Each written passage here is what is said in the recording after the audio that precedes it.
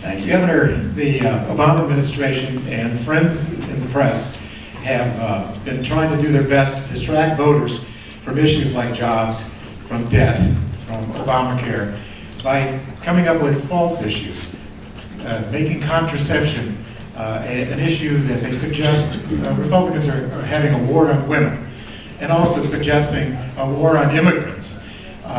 How will you persuade these important constituencies of women, Hispanics, etc., that issues like more jobs and less debt and smaller government are women's issues, Hispanics issues, all Americans' issues? Well, you said it well. You said it well. Thank you. And you're absolutely right. This president can't run on his record. And so he's going to try in every way he can to divert to some other kind of attack and try and have people disqualify our nominee, which will probably be me, and instead of talking about where we've been and where we're going as a nation.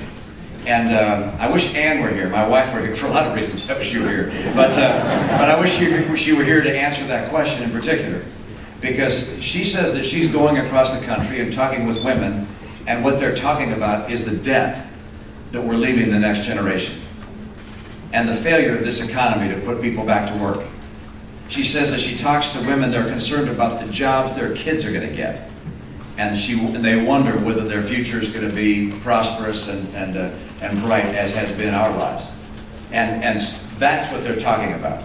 And you know, my goodness, what the president has done with regards to this issue on health care, he came in and said, look, under Obamacare, we're going to tell the Catholic Church that it has to violate its religious conscience and provide insurance that gives free contraceptives, free sterilization, and free morning after pill to their employees. This was not a matter of contraceptives. The Republican Party, of course, is not going to in any way ban contraceptives. This is a matter of whether a church should be required by government to violate its religious principle. And if I'm the President of the United States, I will protect our first right, the right of religious freedom.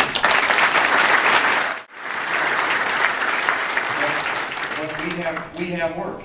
We have work to do to make sure we take our message to the women of America so they understand how we're going to get good jobs and we're going to have a bright economic future for them and for their kids, and make sure that these distortions that the Democrats throw in are clarified and the truth is heard. And then with regards to our Hispanic voters, you'll be encouraged by this story perhaps. I was in Puerto Rico for a primary there, and we have a governor there who's a Republican. We have a Speaker of the House who's a Republican. We have a Senate President who's a Republican. Guess what they did in his first year or two in office? They cut 37,000 government jobs. They cut taxes. They eliminated the capital gains tax. They got the economy going. They put a holiday on the real estate tax if you buy a new home. Guess what's happened to new home sales in Puerto Rico in a year? They're up 50%. They don't have recall. They don't have recall statutes. And you've got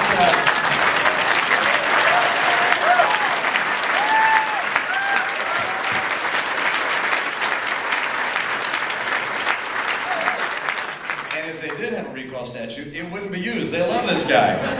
And so we're going to have to make sure that as we speak to Hispanic voters, that we say we're not anti-immigrant. We are pro-immigrant. We are the party that loves people coming into this country as immigrants, bring skill and knowledge and culture and values.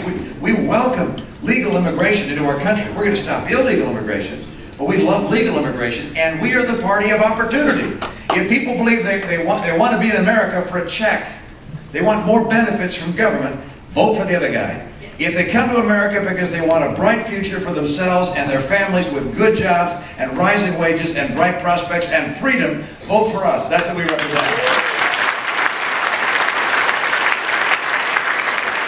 Let's make it happen on Tuesday, and then on November 6th, we got an America to take back. Thank you so much.